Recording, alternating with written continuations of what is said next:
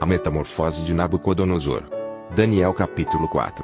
Comentário de Mário Persona, Lineu Binotti e Márcio Freitas. Apocalipse capítulo 2.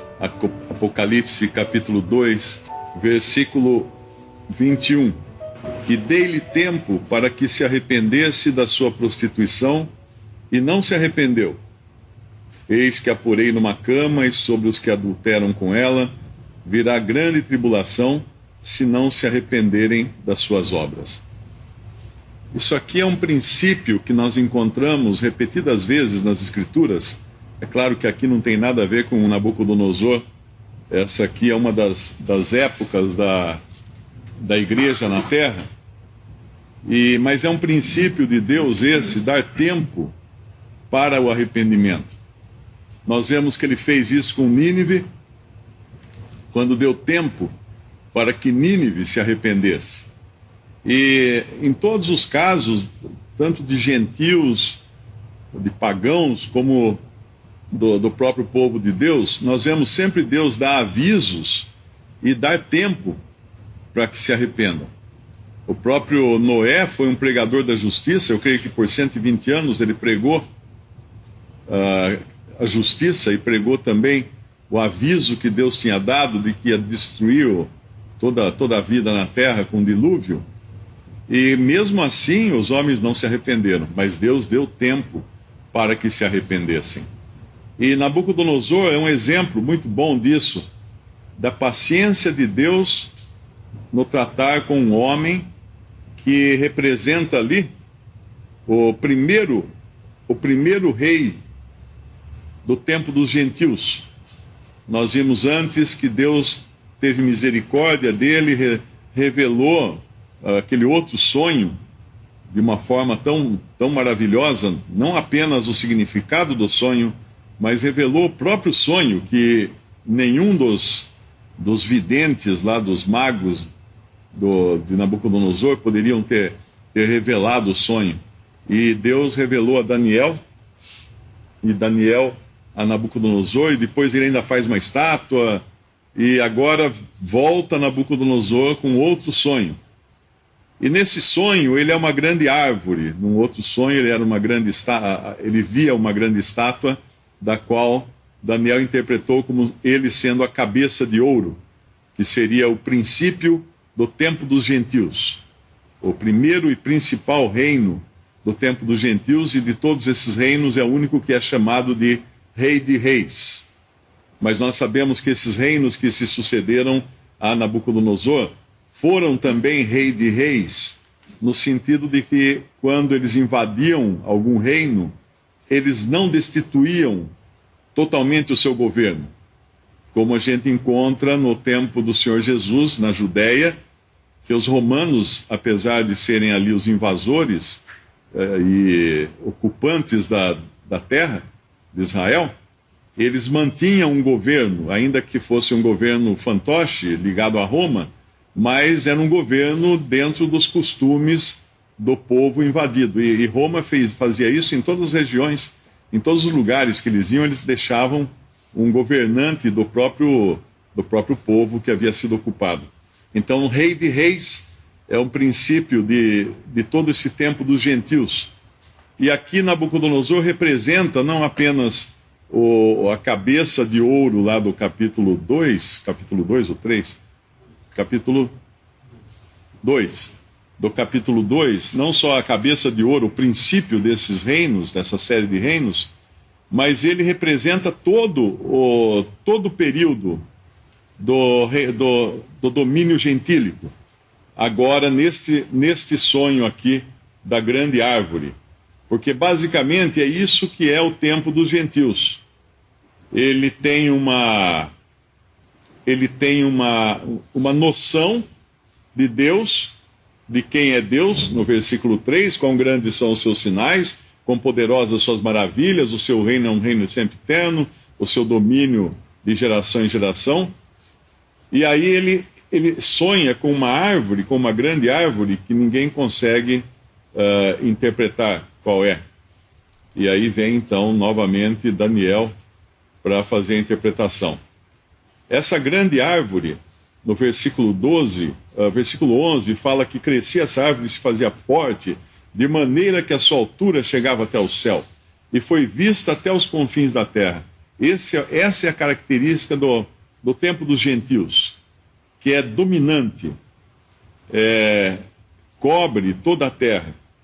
E ele vê aqui que havia sustento, no versículo 12, a sua folhagem era formosa, o seu fruto abundante, havia nela sustento para todos, debaixo dela os animais do campo achavam sombra, as aves do céu faziam morada nos seus ramos, e toda a carne se mantinha dela. E assim Deus permitiu então que Israel fosse deixado de lado, aquele povo que deveria ser cabeça e não cauda dentre as nações, mas foi deixado para ser cauda ou até pior entre as nações, e Deus levantou os gentios para dominarem a terra. Mas uma característica do tempo dos gentios é o orgulho, é a sua prepotência por causa do seu tamanho. Essa árvore é muito grande. E Nabucodonosor aqui representa o espírito do tempo dos gentios, onde as coisas grandes, as coisas fortes, as coisas abundantes são louvadas, e a autoproclamação é louvada. Isso nós vemos claramente em tudo, né? Em política, em negócios e tudo mais.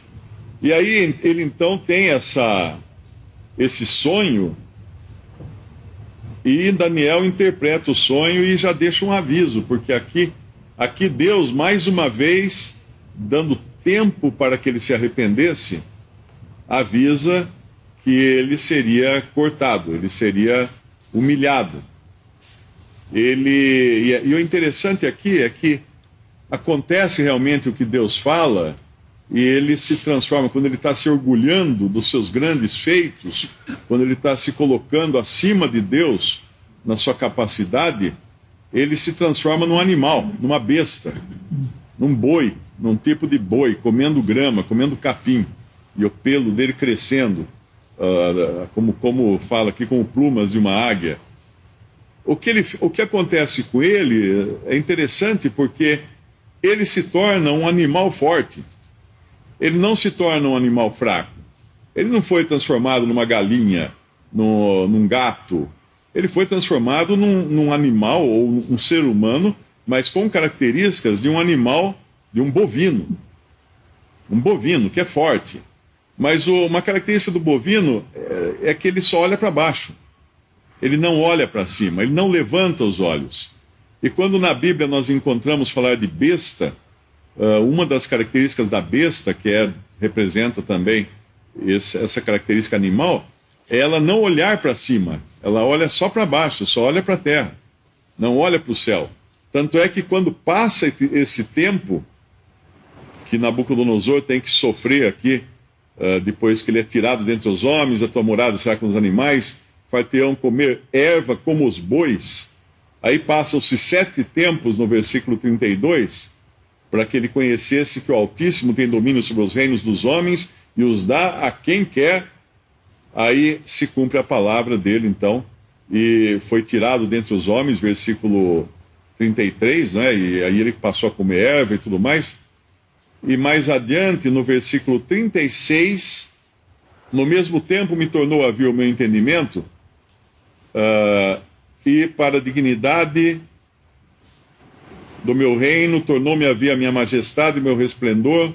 Mas eu acho que tem um lugar aqui que ele levanta os olhos, se não me engano, no versículo 34, não é? No 34, mas ao fim daqueles dias, eu, Nabucodonosor, levantei os meus olhos ao céu. Então, de repente, ele perde a característica de um animal, de uma besta que só olha para baixo, que só olha para a terra, e tornou-me a ver o meu entendimento. Porque a diferença do ser humano e de um animal é que o ser humano tem entendimento. O ser humano tem um espírito. Ele tem capacidade de se comunicar com Deus, ou de entender as coisas de Deus, porque ele tem uma inteligência.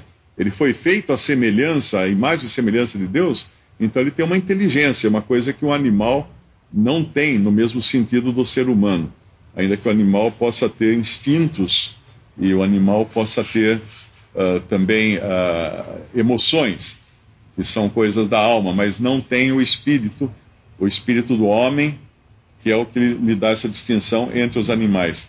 E agora ele olha para os céus, então, ele se restabelece, ele entende o que ele passou, ele se arrepende do que fez, ao contrário da ocasião anterior, capítulo 3, quando ele fala, bendito seja o Deus, versículo 28, ele reconhece o Deus de Sadraque, Mesaque e Abednego, mas dá para perceber que ele não tinha tido uma obra completa no seu coração aqui.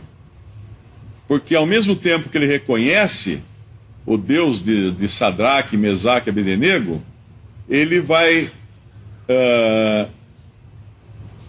emitir uma ordem, né?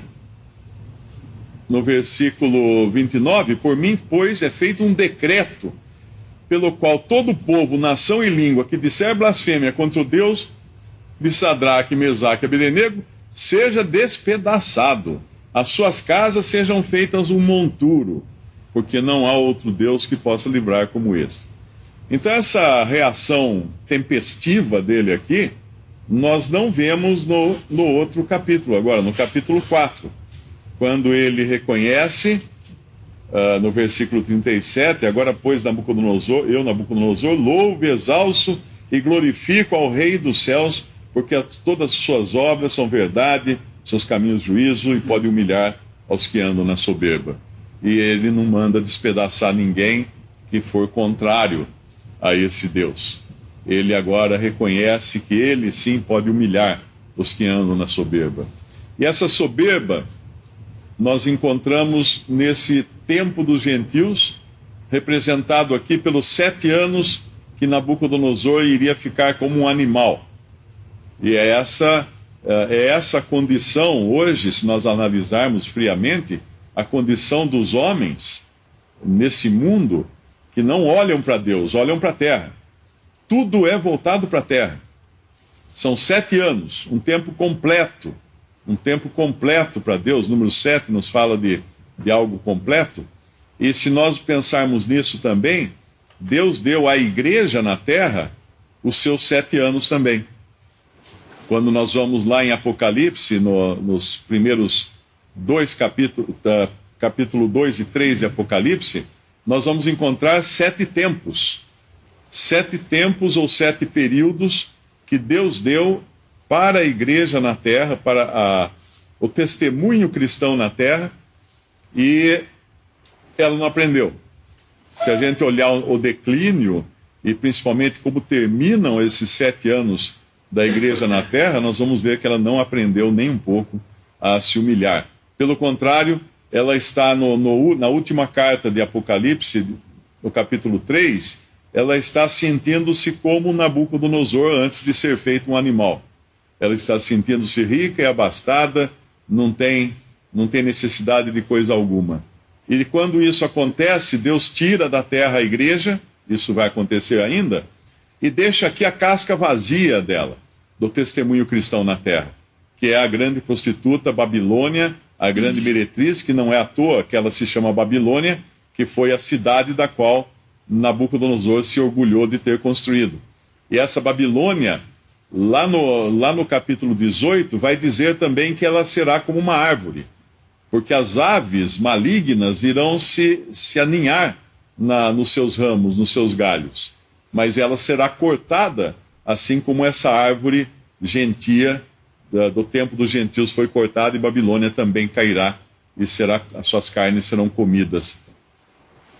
Capítulo 2, após ele ter visto a revelação, aquele primeiro sonho do qual ele não se lembrava, e teve que depender não só da interpretação do sonho, mas de descobrir qual era o sonho, né?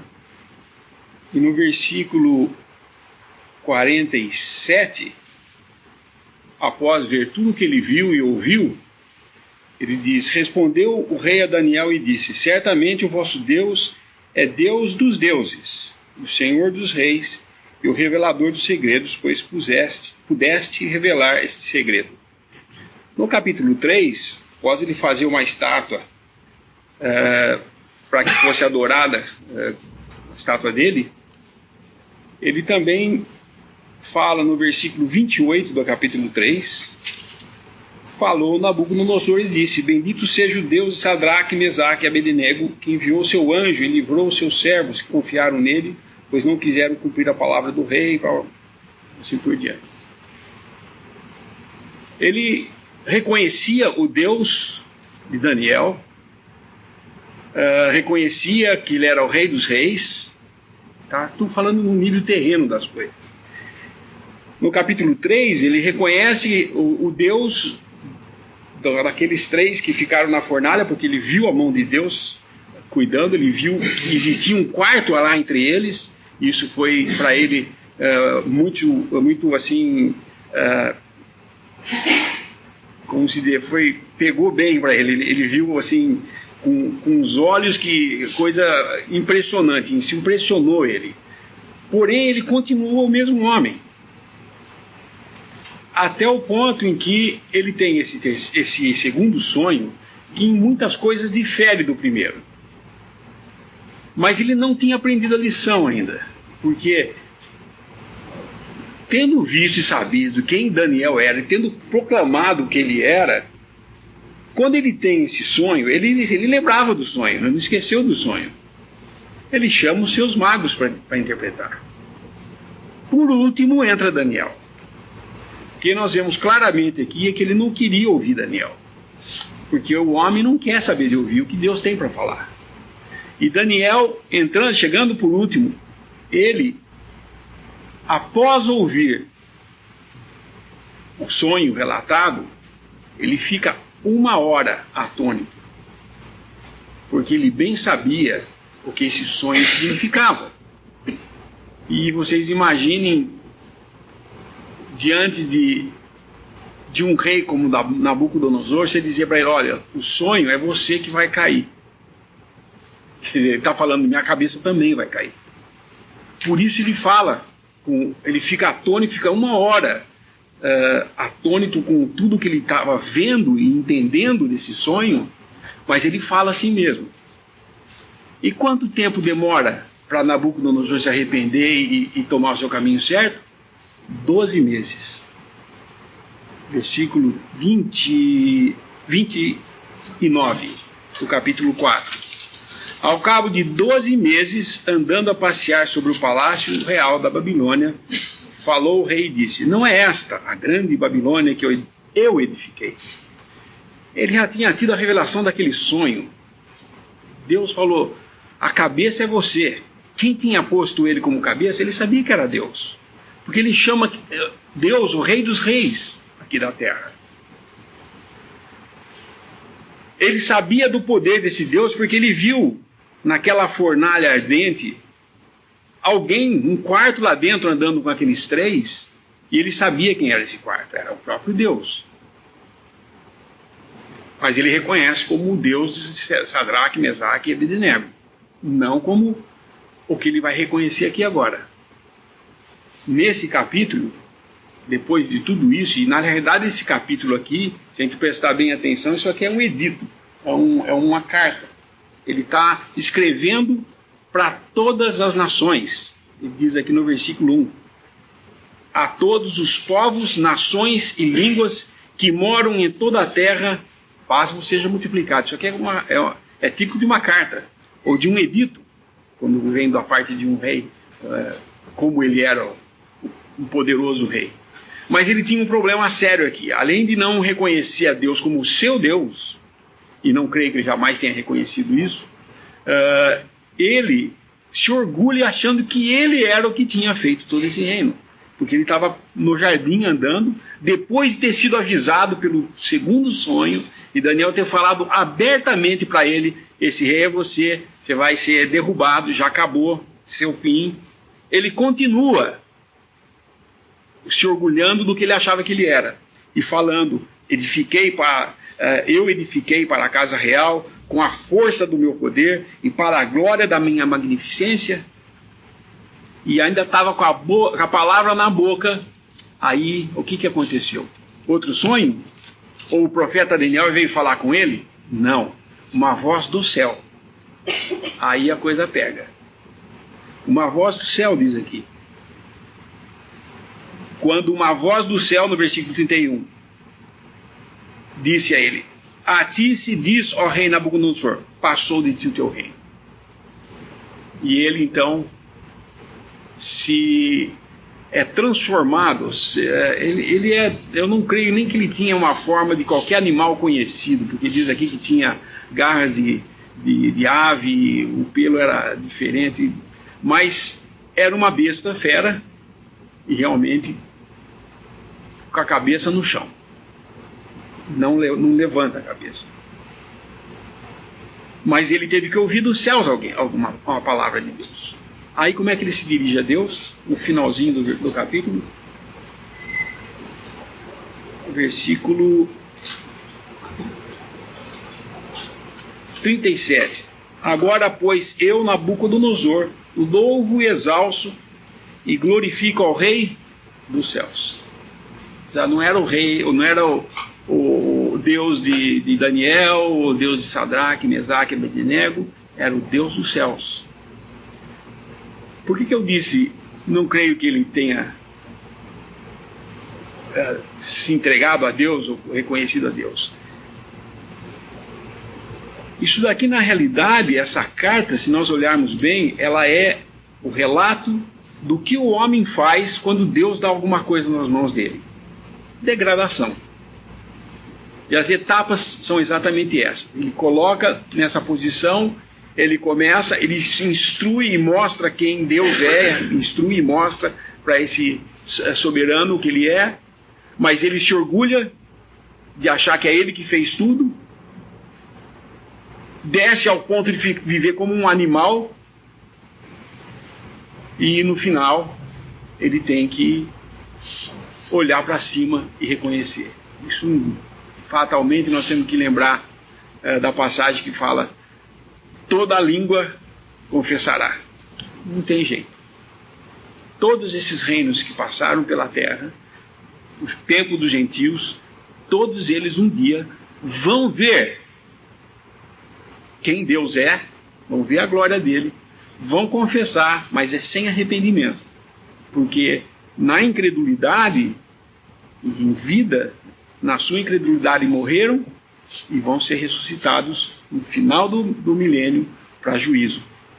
E toda língua vai confessar, todo joelho vai se dobrar diante dele, mesmo esse Nabucodonosor ou qualquer um dos reis da terra que se acharam alguma coisa um dia, vão ter que dobrar seus joelhos. Eu posso imaginar o que seria, o que vai ser essa cena, né? Ver um Stalin, um Hitler dobrando os joelhos e tendo que falar: ele é o rei, ele é o Senhor dos senhores, ele é o Deus de todos os céus, ninguém chegou ao poder senão porque ele permitiu, mas todos nós achamos que era a nossa capacidade, e o orgulho do homem entra aí e estraga tudo. É assim na história de todos os gentios. Essa história se repete na igreja.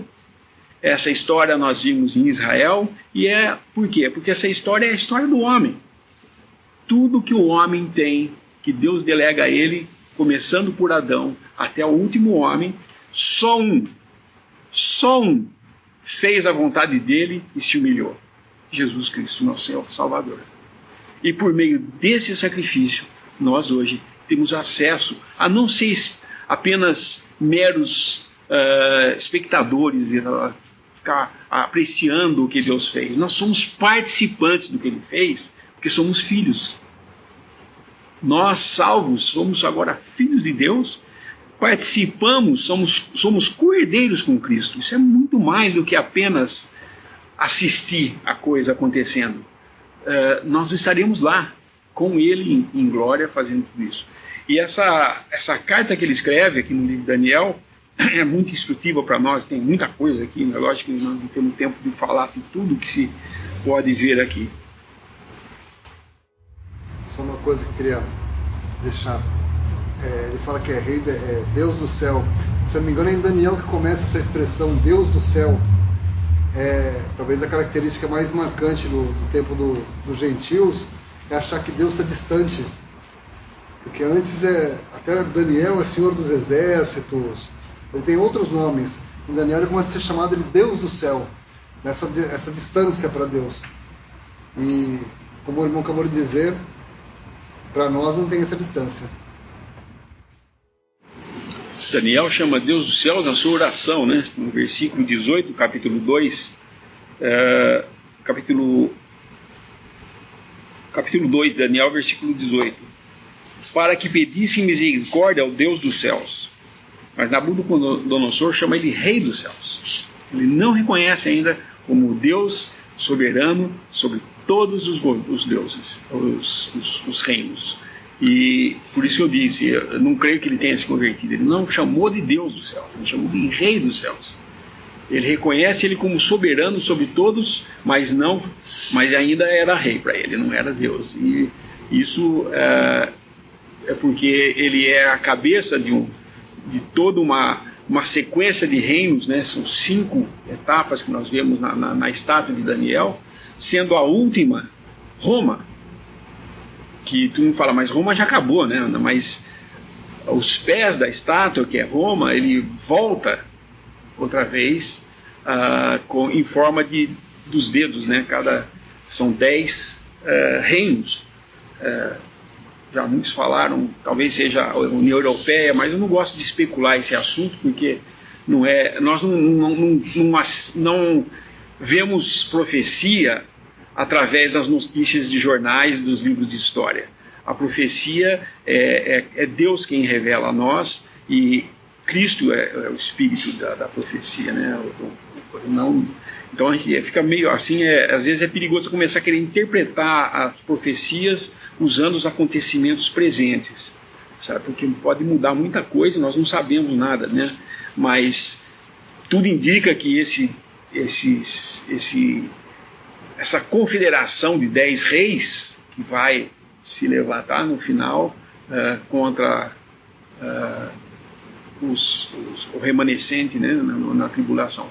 Vai ser um período de tribulação, né, como a gente sabe, e só vai terminar com a vinda de Cristo, que vai derrubar todos esses reinos, né, porque a rocha que se desprega e colide com a base dessa estátua de Daniel, e todos os reinos ruins vão cair, né? E ali vai ter um grande monte, que ali é Cristo, sendo o Rei dos Reis, o Senhor dos Senhores, que vai ser estabelecido por 1000 anos, vai governar.